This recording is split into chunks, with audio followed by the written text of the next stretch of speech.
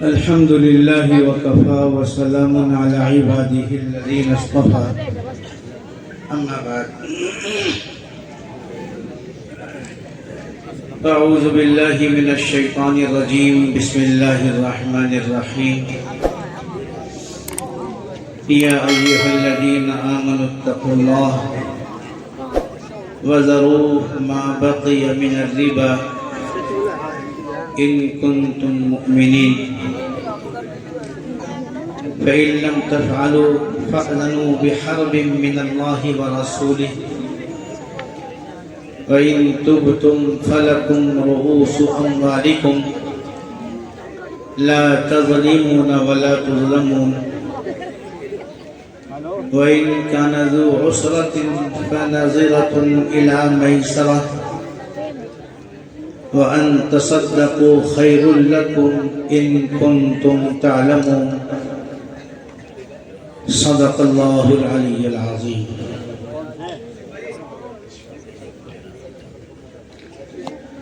میرے بھائی اور بزرگوں،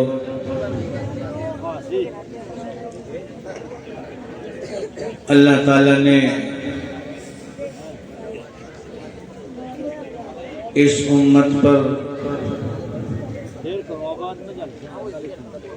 جو بہت سارے احکام ضروری کیے ہیں،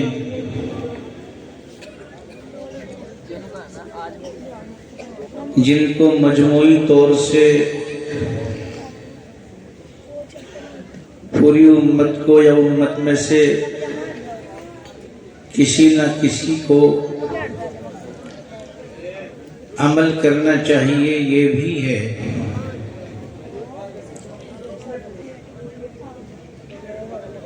کہ اچھے کاموں کو خود اختیار کرنے کے ساتھ ساتھ اور برے کاموں سے بچنے کے ساتھ ساتھ دوسرے اپنے بھائیوں کو بھی ان اچھے کاموں کی ترغیب دی جائے اور بری باتوں سے برے کاموں سے روکا جائے۔ ایک جماعت ضرور ہر وقت ایسی رہنی چاہیے جو لوگوں کو خیر کی طرف بلائے، اچھائیوں کا حکم کرے، برے کاموں سے روکے۔ ایسے ہی لوگوں کے لیے کامیابی کا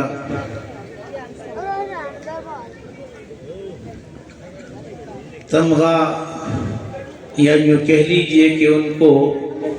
کامیابی کا انعام سے ان کو سرفراز کیا گیا ہے۔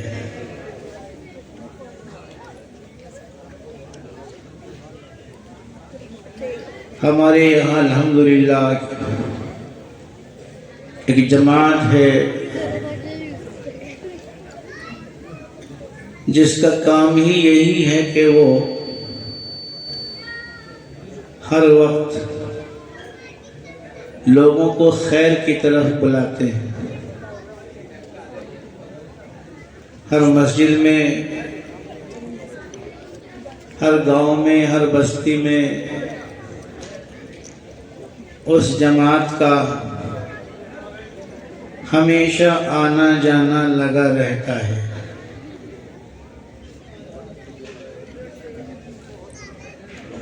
تو خیر کی طرف تو دعوت ضرور دی جا رہی ہے، مگر اگلے جملوں میں اللہ نے خیر کی جو تشریح فرمائی ہے کہ اچھے کاموں کا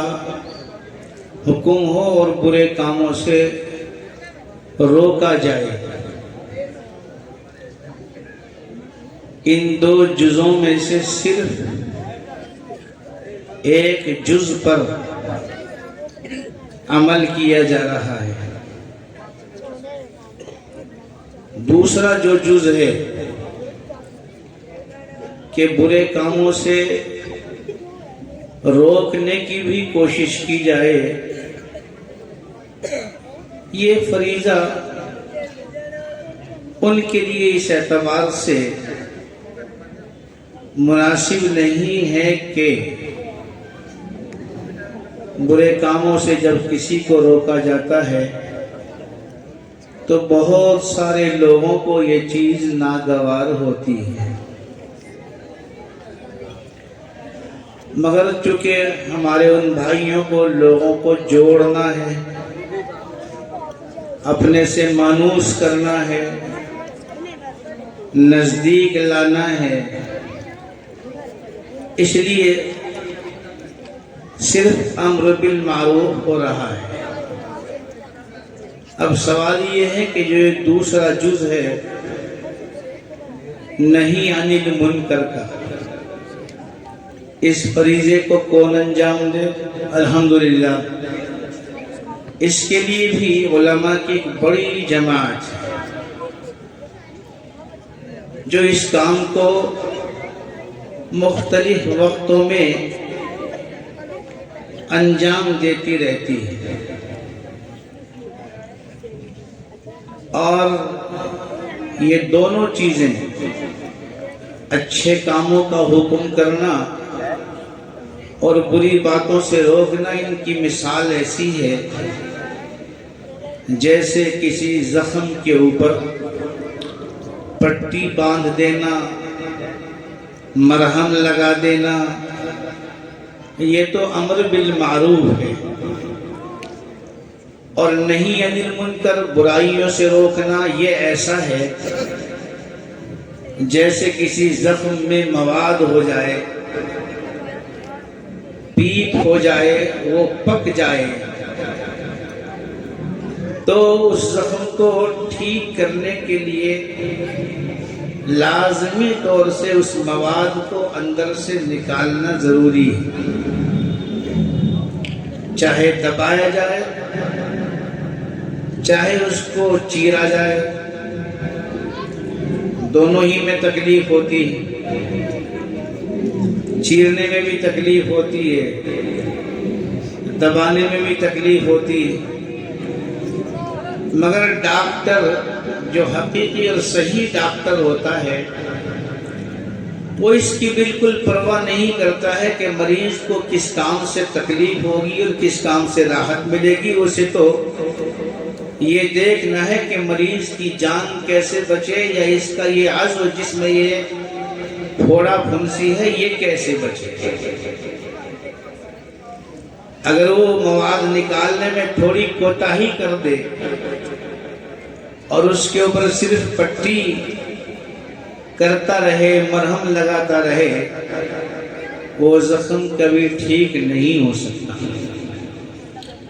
اس لیے یہ نہی عن المنکر کا جو فریضہ ہے اس کو بھی لازمی طور سے کیا جانا چاہیے، جن کے لیے ہمارے یہ جلسے جلوس بہت مفید ہوتے ہیں، بہت سارے لوگ اکٹھے ہوتے ہیں، ہر قسم کا طبقہ جمع ہوتا ہے، ایسے میں جو برائیاں ہمارے سماج اور معاشرے میں ہیں ان برائیوں اور خرابیوں کی طرف توجہ دلانا، یہ سماج کو برائیوں سے پاک کرنے کے لیے ضروری۔ اسی لیے قرآن کریم میں اللہ تعالیٰ نے دونوں قسم کے مضامین کو بیان فرمایا ہے۔ اللہ تعالیٰ کو تو اس کی پرواہ نہیں ہے کہ کس کو یہ بات اچھی لگے گی اور کس کو یہ بات اچھی نہیں لگے گی۔ اللہ تعالیٰ تو یہ فرماتے ہیں کہ بغیر لومۃ لائم کے خوف کے حق بات کو مناسب طریقے سے مناسب وقت پر کہہ دینا چاہیے، طریقہ بھی اچھا ہو اور موقع بھی اچھا ہو اور نیت بھی اچھی ہو۔ کبھی کبھی لوگ کہتے ہیں کہ ہم تو حق بات کہہ دیتے ہیں اور موقع ہوتا نہیں، ایسے میں اس حق بات کہنے کا نقصان ہو جاتا ہے، یا کہتے ہیں تو لہجہ صحیح نہیں ہوتا ہے تب بھی نقصان ہوتا ہے، یا موقع بھی ہو، لہجہ بھی صحیح ہو، مگر نیت صحیح نہیں ہوتی. اپنی بڑائی مقصود ہوتے ہیں کہ بھئی ہم تو کسی سے ڈرتے نہیں. تو اچھی بات کہنے کے لیے یا کوئی بھی بات کہنے کے لیے لہجہ بھی ٹھیک ہو، موقع بھی ٹھیک ہو اور نیت بھی ٹھیک ہو. تو قرآن کریم کا تو لہجہ بھی ٹھیک ہے. تو میں نے اس وقت جو چند آیتیں پڑھی ہیں، یہ باتیں میں نے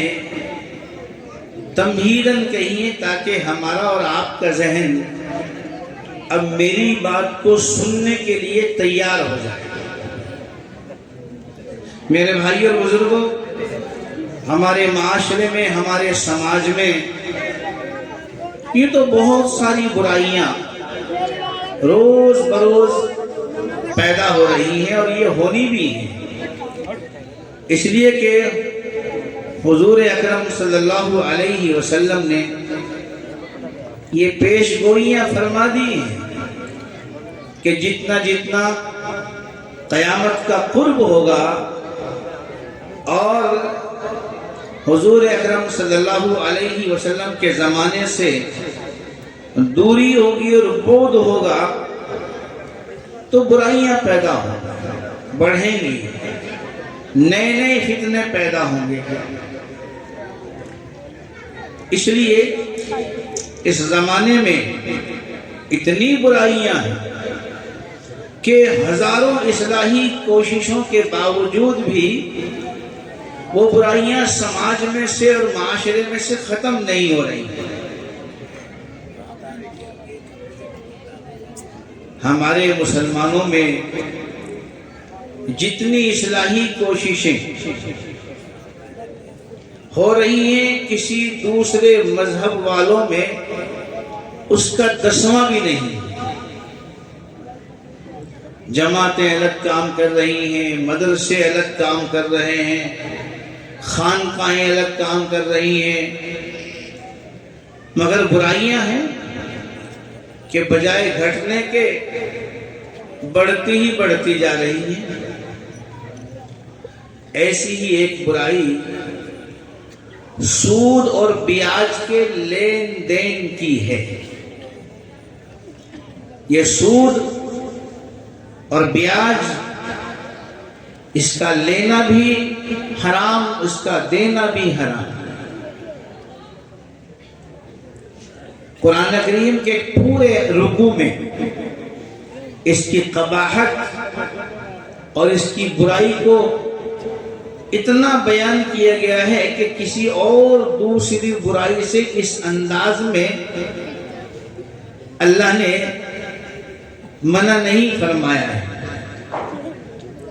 دوسری برائیوں سے روکا ہے، زنا سے روکا ہے، کم تولنے سے روکا ہے، دوسروں کے مال کو غلط طریقے سے لینے سے روکا ہے.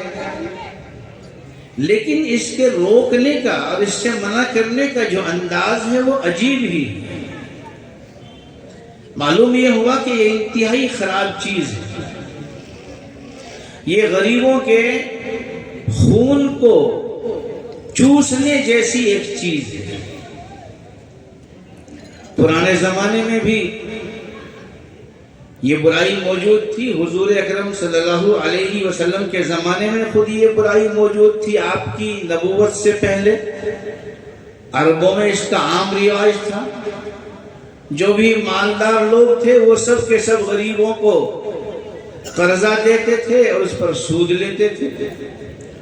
اور سود ان کا کبھی ختم ہی نہیں ہوتا تھا، آج بھی نہیں ختم ہوتا.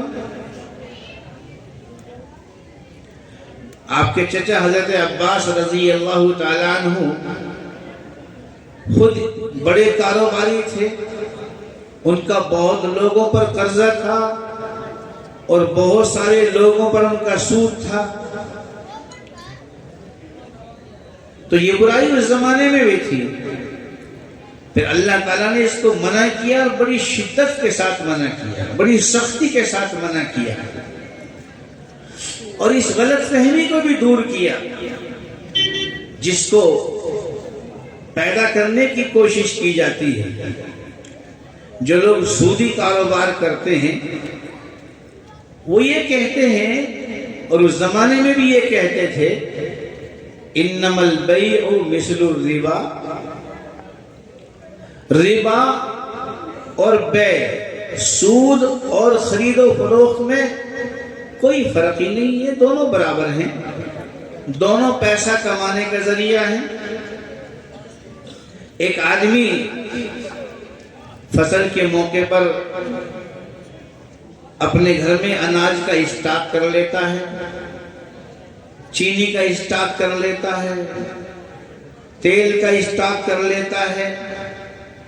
اور پھر 2 مہینے 4 مہینے کے بعد جس قیمت پر اس نے خریدا اس سے بڑھا کے بیچتا ہے۔ تو اس میں بھی بڑھا کے بیچنا پایا جا رہا ہے۔ اور ایک آدمی کسی کو 10,000 روپے دیتا ہے 1 مہینے کے لیے، 2 مہینے کے لیے، 6 مہینے کے لیے، اور یوں کہتا ہے کہ میں اس کے 11,000 لوں گا۔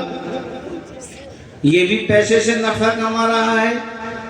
وہ بھی پیسے سے نفع کما رہا ہے، تو ان میں کوئی فرق تو نظر نہیں آتا۔ یہ عام لوگوں کی رائے اس وقت بھی تھی، آج بھی لوگ یہی کہتے ہیں، بھئی پیسے سے پیسہ کمایا جاتا ہے، تم اس طرح کماتے ہو، ہم اس طرح کماتے ہیں۔ لیکن اللہ تعالیٰ نے صاف فرما دیا کہ ٹھیک ہے، تم سمجھتے ہو کہ دونوں میں کوئی فرق نہیں ہے، لیکن سب سے بڑا فرق تو یہ ہے کہ ہم نے بیع کو حلال کیا ہے اور سود کو حرام کیا ہے۔ احل اللہ البیع وحرم الربا۔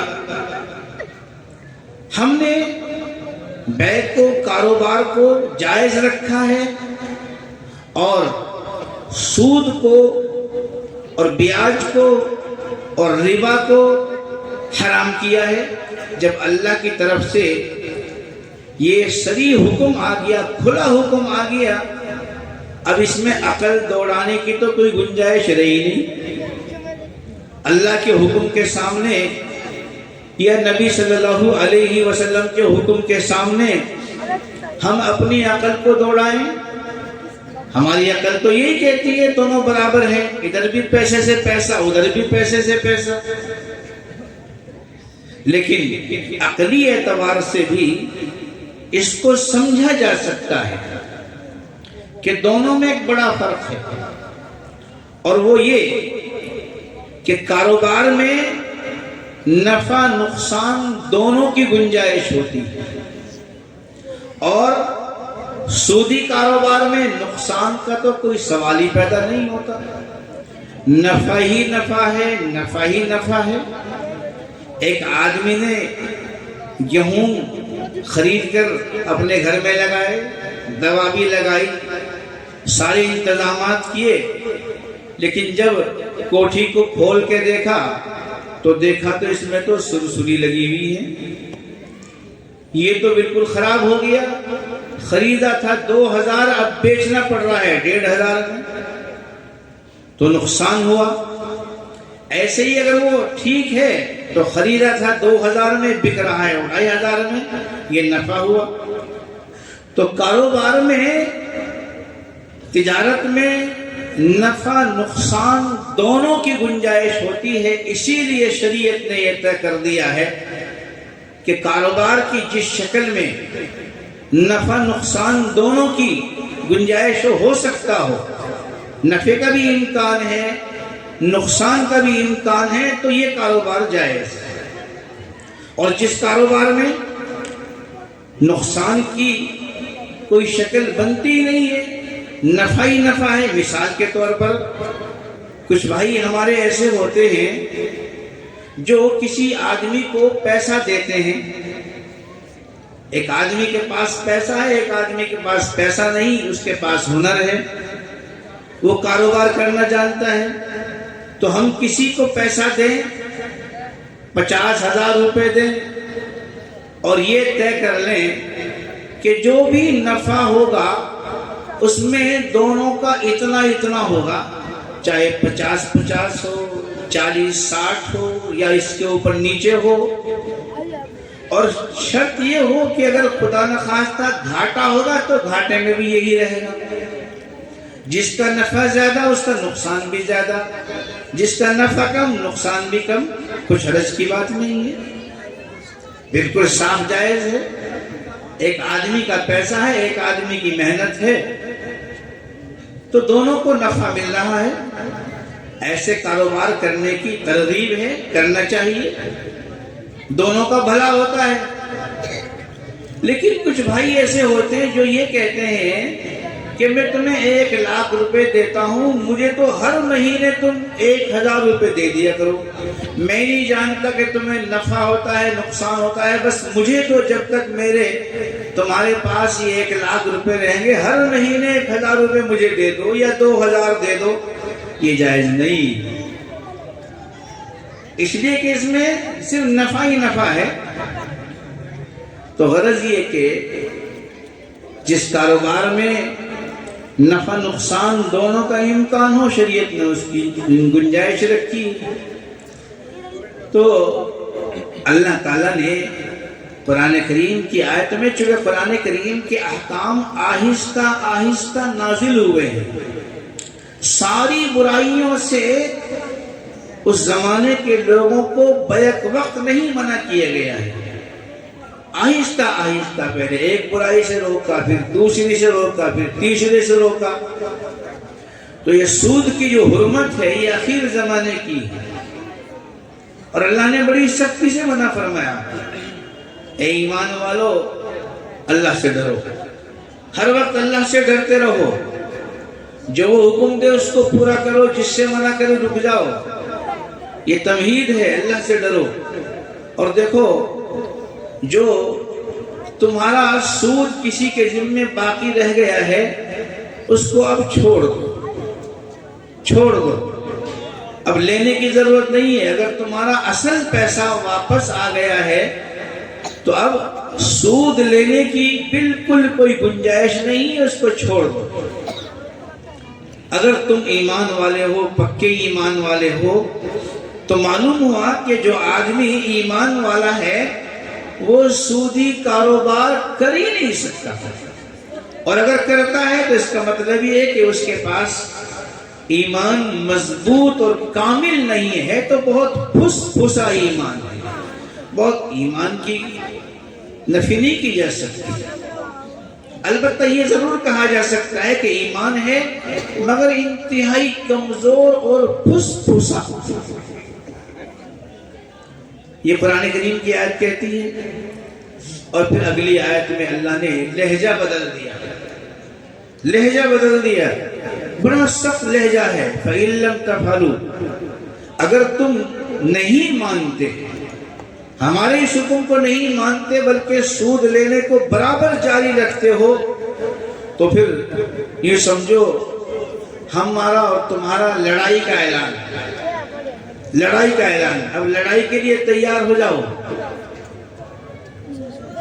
میں نے پڑھا ہے کہ شریعت میں 2 چیزیں ایسی ہیں جن پر اللہ کی طرف سے یا اللہ کے نبی کی طرف سے لڑائی کا اعلان ہے، اللہ کی طرف سے تو یہ ہے کہ سود لینا چھوڑ دو، اگر نہیں مانتے تو اب لڑنے کے لیے، اللہ سے مقابلے کے لیے تیار ہو جاؤ، اللہ تمہیں کب پٹخنی دے دے اس کا انتظار میں رہو، نہ معلوم کب مصیبت آ جائے۔ اور ایک حدیث ہے کہ حضور اکرم صلی اللہ علیہ وسلم نے فرمایا، جس نے میرے کسی ولی کو ستایا، میرے دوست کو ستایا، من آذى لي وليا فقد آذنته بالحرب، میں اس کو لڑائی کا چیلنج کرتا ہوں، اور ایسے واقعات بہت موجود ہیں۔ ہم سب کے کرم فرما حضرت مولانا ظہور احمد صاحب نور اللہ مرقدہ اپنی تقریروں میں ایک واقعہ ضرور سنایا کرتے تھے، مجھے اس وقت وہ سنانا نہیں ہے، میرے پاس وقت بھی بہت کم ہے، میرا صبح سفر ہے، 3 بجے کے آس پاس میں حضرت مفتی صاحب کا حکم ہے، حاضر ہو گیا، تو زیادہ وقت میرے پاس نہیں ہے، بس مجھے تو ایک فریضہ ادا کرنا تھا کہ اس برائی کی طرف لوگوں کو متوجہ کرنا تھا۔ لوگ سمجھتے ہیں کچھ حرج کی بات نہیں ہے، بھائی ایسا ہی کاروبار ہے، ایسا ہی یہ ہے، پیسہ کمانا مقصود ہے، ہم پیسہ ہی تو کما رہے ہیں، لیکن چونکہ اللہ تعالیٰ جانتے ہیں کہ کون سی چیز ایسی ہے جس سے سماج میں کوئی نقصان نہیں۔ یہ جو سود ہے یہ ایسی خراب چیز ہے کہ جس کے ذمے یہ چیز لگ جاتی ہے زندگی بھر اس جال سے نکل نہیں پاتا ہے۔ کتنے لوگوں کو میں نے خود سنا ہے اپنے کانوں سے کہ جتنا اصل قرضہ تھا اس سے اتنا گنا دے چکا ہوں، 5 گنا دے چکا ہوں، 6 گنا دے چکا ہوں، مگر میرے پاس ایک دم سے اتنا نہیں ہوتا کہ پورے کو چوکتا کر دوں، اس لیے وہ اتر ہی نہیں رہا ہے، سود ادا ہی نہیں پا رہا ہے۔ کتنے لوگوں کے مکان بک گئے، سودی کاروبار کرنے والوں نے زبردستی مکانوں پہ قبضہ کر لیا، زبردستی زمین کے انگوٹھے لگوا لیے، مگر جو اس جال میں پھنس گیا وہ کبھی نکلتا نہیں ہے۔ اس لیے اللہ تعالیٰ نے سختی کے ساتھ منع فرمایا ہے، اور اگلی آیت میں یہ بھی فرمایا ہے کہ جس کا تمہارے ذمہ قرضہ ہے، اگر وہ تنگ دست ہے، پریشانی میں ہے، تھوڑی مہلت دے دو، تھوڑی مہلت دے دو۔ سمجھتے ہو کہ بھئی یہ 1 مہینے میں نہیں دے پائے گا تو کہہ دو کہ بھئی 2 مہینے میں دے دینا، 3 مہینے میں دے دینا۔ وَإِن كَانَ ذُو عُسْرَةٍ فَنَظِرَةٌ إِلَىٰ مَيْسَرَةٍ، بھئی جب بھی تمہیں سہولت ہوگی دے دو، اور اگر تم اور ہمت کر لو، اور ہمت کر لو، اس غریب آدمی کی غریبی پر رحم کر لو تو صدقہ ہی کر دو، بالکل معافی کر دو۔ وَأَن تَصَدَّقُوا خَيْرٌ لَكُمْ، تم دیکھتے ہو کہ بھئی میرے پاس تو اللہ نے بہت دے رکھا ہے، اگر میں نہیں لوں گا تو میرا کام تو پھر بھی چل جائے گا، لیکن یہ آدمی اس حال میں ہے ہی نہیں، آج کیا 1 سال بھی اس کا لگ جائے، 1 سال کے بعد بھی نہیں دے سکتا، اگر تم مناسب سمجھو تو معافی کر دو، صدقہ کر دو۔ پچھلی امت کے لوگوں کی محض اسی وجہ سے بخشش کی گئی ہے، حدیث شریف میں واقعات موجود ہیں، محض اس وجہ سے کہ وہ جو تنگ دست ہوتے تھے ان کو معاف کر دیا کرتا تھا، اور جن کے پاس گنجائش ہوتی ان کو مہلت دے دیا کرتا تھا، آج نہیں کل دے دینا۔ تو غرض یہ کہ میرے بھائی اور بزرگوں، ہمارے لوگوں میں پہلے اس کا رواج نہیں تھا، البتہ بنیوں میں یہ چیز پائی جاتی تھی، پرانے زمانے سے چلی آ رہی ہے، وہ بھی کاشتکاروں کا خون چوس لیا کرتے تھے، جس پر قرضہ ہوا فصل کے موقع پہ آگے کھڑے ہو جاتے تھے، سواری بھی لے کے آ جاتے تھے اور سارا سمیٹ کے لے جاتے تھے، اور کبھی بھی ان کا قرضہ ختم نہیں ہوتا تھا، اور کاشتکار دیکھتا رہ جاتا تھا، جو کمزور لوگ ہوتے تھے دیکھتے تھے، کچھ بھی نہیں کر سکتے تھے۔ تو یہ غیر مسلموں میں یہ چیز پائی جاتی تھی۔ اب چونکہ جب کوئی آدمی کسی کے درمیان میں رہتا ہے تو اثرات آ جاتے ہیں، مسلمانوں نے بھی اس کو قبول کر لیا، اور ان لوگوں نے جن کے پاس پیسہ تھا انہوں نے یہ کاروبار شروع کر دیا۔ ہمارے مسلمانوں میں بھی یہ لوگ پائے جاتے ہیں، یعنی بات اس گاؤں کی بات نہیں کہتا میں، یعنی یہ اور جگہ پر ہے کہ مسلمان اس کام کو کرتے ہیں اور پیسہ دیتے ہیں، اور ان کا سود ابھی بھی کبھی ختم نہیں ہوتا۔ میرے بھائیوں، انتہائی خراب درجے کی چیز ہے۔ اسی کے ساتھ ساتھ دوسرا جو پہلو ہے سود دینے کا، بیاج دینے کا، یہ بھی حرام ہے، البتہ اس میں تھوڑی سی گنجائش، تھوڑی سی گنجائش ہے۔ قرآن شریف میں اللہ نے کئی جگہ چیزوں کی حرمت کو بیان کیا ہے، یہ چیز بھی حرام ہے، یہ چیز بھی حرام ہے، یہ چیز بھی حرام ہے، مردار حرام ہے، خون حرام ہے، لیکن پھر اخیر میں اللہ نے ایک بات کہی ہے، فَمَنِ اضْطُرَّ، اگر کوئی آدمی انتہائی مجبور ہو جائے کہ اس کے علاوہ کوئی راستہ اس کے پاس ہے ہی نہیں، مگر بات یہ ہے کہ اس کا ارادہ شریعت کے خلاف چلنے کا نہ ہو، اللہ کے حکم سے بغاوت کا نہ ہو، حد سے بڑھنے کا نہ ہو، جتنی ضرورت ہے اتنے کی اجازت ہے جب تک ضرورت ہے۔ جیسے آج کل لوگ گاڑیاں خریدتے ہیں، فائنانس کراتے ہیں، مجبوری ہے، نہیں کرائیں گے تو آپ کے اوپر ED کا چھاپا لگ جائے گا، انکم ٹیکس والے ریڈ مار دیں گے آپ کے اوپر، تو کہاں سے اتنا پیسہ آیا، جواب دینا مشکل آپ کے لیے۔ اب یہ ضروری ہو گیا، اس کے بغیر گاڑی آپ چلا ہی نہیں سکتے، ہر سال آپ کو انشورنس کرانا ہے، یہ ضروری ہو گیا، اس کے بعد بغیر آپ گاڑی چلا ہی نہیں سکتے۔ یہ ہے اضطراری کیفیت، یہی اضطراری کیفیت۔ نقد تو گاڑی خرید بھی لیں مگر ہر سال جو انشورنس دینا ہوتا ہے یہ بلا وجہ کی چیز، مگر مجبوری ہے، اس کے بغیر آپ روڈ پر گاڑی لا ہی نہیں سکتے۔ یہ اضطراری کیفیت ہے، یہ مجبوری کی کیفیت ہے، اس میں گنجائش۔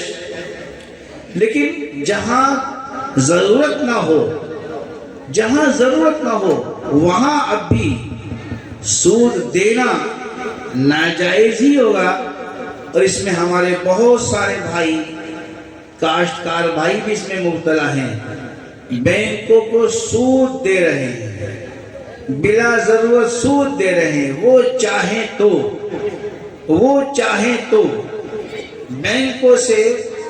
کسی بھی قسم کا کوئی کارڈ نہ بنوایا جائے، وہ چاہے تو ایسا کیا جا سکتا ہے، مگر ایک آدمی نے مجبوری میں کارڈ بنوا لیا، دوسرا بھی بنوا رہا ہے، چلو بھائی ہم بھی بنوا لیں گے، اور پیسہ لیتے ہیں،